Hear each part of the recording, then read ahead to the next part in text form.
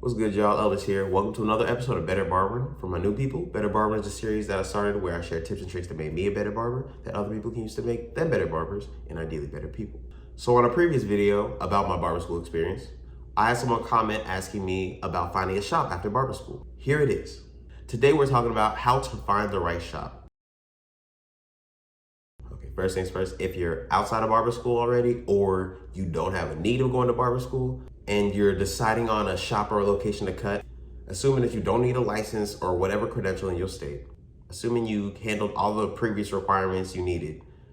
Now, if you're at the point where you're deciding the location to cut at, if you're dragging your feet on making a decision and you're stalling out of fear, stop that shit. Any decision you make will not be perfect. You have to understand that. Even if you were to get into the perfect shop for you, you wouldn't be a good fit for that shop. You're not perfect. To even find something that is a fit for you, not even perfect, but something that's a fit for you, you have to go through a process of experimentation and trying different things and putting yourself in different environments. The only way to learn what fits you or what's best for you is through knowledge of self. And that comes through making a bunch of mistakes and learning along the way. You can't expect to find the best place for you the first time. I wouldn't say make a plan of hopping from shop to shop, but don't expect to stay in one, two, or a few places your entire career. The best advice I have for anybody starting off in their craft is to immerse themselves in a culture of growth. That means being around people that know more than you, so you're always learning something. You're always adding to your skill set, you're always adding to your competency, just to being exposed to other people with more experience. A lot of young hotshots like myself coming to the game. Sometimes we can look at barbers who we feel like might be lacking in the haircutting ability compared to us, and just think, what can they teach us about cutting hair? Completely ignoring that there's other aspects of a haircut. Completely ignoring that barbering is way bigger than cutting hair. A lot of the nicest barbers I know, as far as their technical knowledge and ability to give a good haircut, I know a lot of them that struggle to build a clientele. Like, they've been able to cut very well for years and years, but they can't retain clients because they're lacking in their relationship building qualities, or they're not very personal, or they're standoffish, or there's some kind of flaw holding them back from really capitalizing on their skill like they could be. And that was me. So even before I went to barber school and I got into a shop and I was around barbers on a regular basis, I was cutting in my dorm room, and it was really just me and my clients. It was kind of like a sweet setup, but I was just in my living room, in my dorm.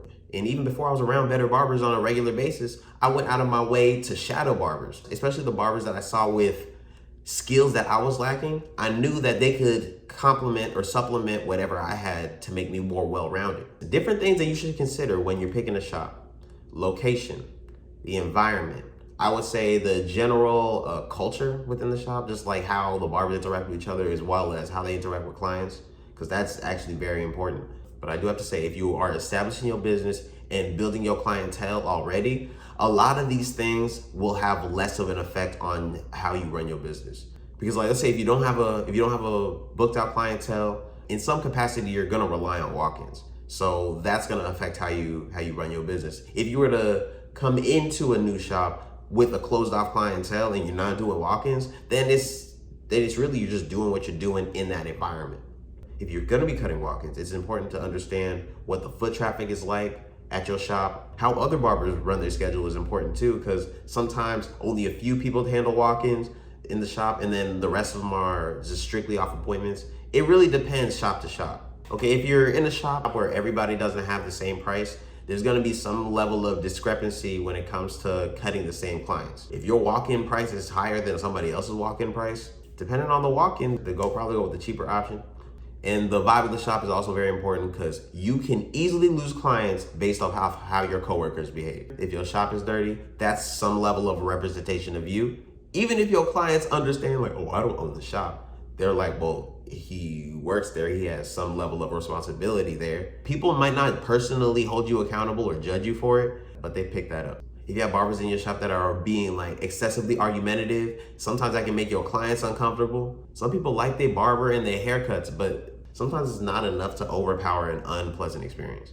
And I've had an issue or two with barbers I've worked with, and a lot of times that really makes it hard to want to cut there or to work in that environment. But you have to understand, nothing will be perfect. Things are only what you make them. So, like, I've gotten into it with multiple barbers, but at the end of the day, A lot of times I'm wrong, or I come off abrasive, or even if I'm not wrong, I'm not helping the situation. There's a certain level of accountability for how I interact with people, even if they come in off funny first. There's a few barbers that we had, like, let's say, like the lowest tier beef with. The vibe was funny for a while, but at a certain point I had to sack up and just like, we just have a heart to heart. And then we sat there and ironed our shit out. Most issues we have with people aren't even that deep. It's just layers of miscommunication and our feelings. If it's just based off your feelings, it's not a big issue grand scale.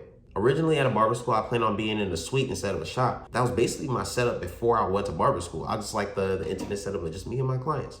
Like, I'm not super social, so I don't really care if other people were there. But in barber school, I got a mentor, Steve the barber, and he offered me a chair at his shop. So I already try my hardest in everything I do. But I'm like, yo, if I get to cut next to the GOAT, nigga, I'm golden. I'm gonna pick up so many gems here and there. I can sit there and ask him about everything he does. Bet. I went to cut at Steve's shop for maybe like a year. I actually don't remember how long it was. It was a few months to a year.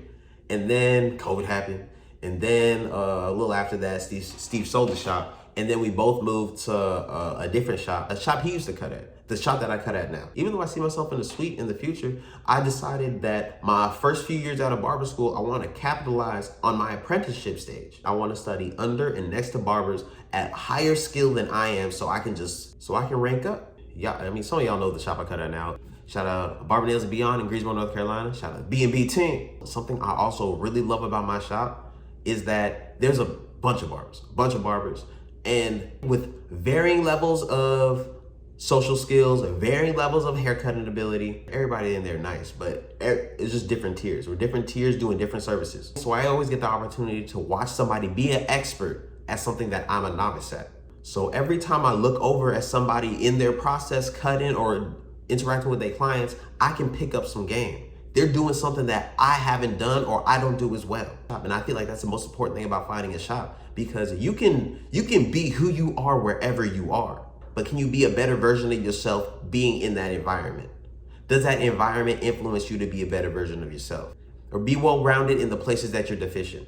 Barbers are artists, artists are sensitive, barbers are sensitive. One thing I realized that a lot of barbers have trouble with is constructive criticism. Constructive criticism is the most powerful tool that you will be able to utilize to make yourself better, because constructive criticism requires somebody else to tell you about yourself. So they're not going to be blind to the things that you're blind to. When Steve first agreed to be my mentor, I was like, if you see me do anything wrong or just that's garbage, call me out on that shit. Call me out on that shit. I knew when it came to barbering, he had a higher taste, a higher perception of quality. So he was going to tell me when I was lacking. Keep it 100. There's a few times where I put my soul into a cut. I did not think I could do better. And he was like, here, do better. And I was like, damn. But then I looked really hard and I'm like, yup, I definitely could have did this, and that. And over time, that increased my perception of quality and I could perform better. But I didn't like to hear it at the time, but I do like the result. I do like the result of the criticism. And it's a similar thing at the shop I'm at now. When other barbers in the shop see me lacking in, like, it's usually not in haircuts now. If it's client direction or another aspect, you know, one of the barbers will pull me to the side and been like, and point out this, and that. But the thing with criticism, I think it's important to take all criticism, but understand that they have different weight. So analyze whatever somebody's saying to you, try to see whatever value you can extract from it, and try to change accordingly. It's not comfortable, but iron sharpens iron. If you leave iron out by itself and you're not sharpening it, all it's gonna do is get dull and rusted. If I'm trying to be anything, it's not that. Dull and rusty is not it.